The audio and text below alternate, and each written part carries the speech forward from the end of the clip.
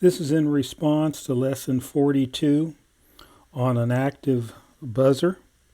I'm going to incorporate that into with lesson 41, which was dimming a LED. Right now the LED's in the optimum light zone. So we set an optimum high and an optimum low.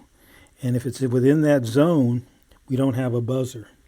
So what we're going to do now is take it out of the optimum zone. We're going to run it all the way down to off. It's outside the optimum zone, so we get a buzzer. Bring it all the way down. It's out of the zone. Now bring it up. Bring that illumination up. And we're in the zone. If we go above the zone, now we're above the zone. Now we'll go back inside the zone. We're in the zone. So either above or below, we get an indication. And here we have the code. We're defining some variables here. A constant for the buzzer pin, number 3.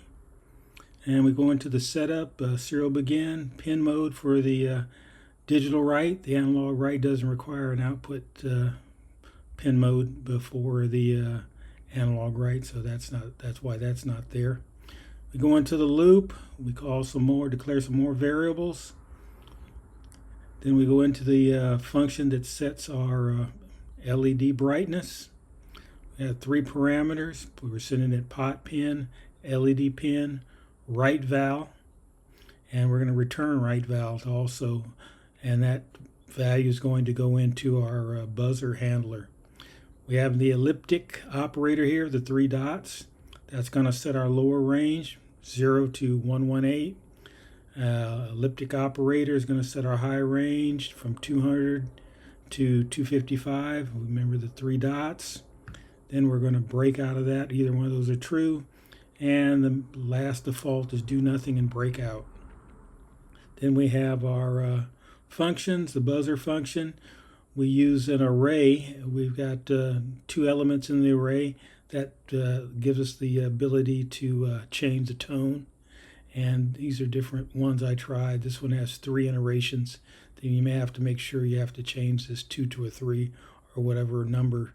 And you don't want to go out too many because that delays the loop to do those iterations. So normally you end up better staying at 2 iterations and also have numbers below 50.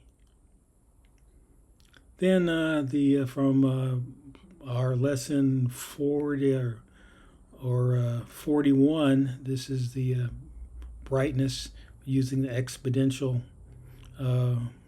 write, base 2 taken to a power. And that's the code.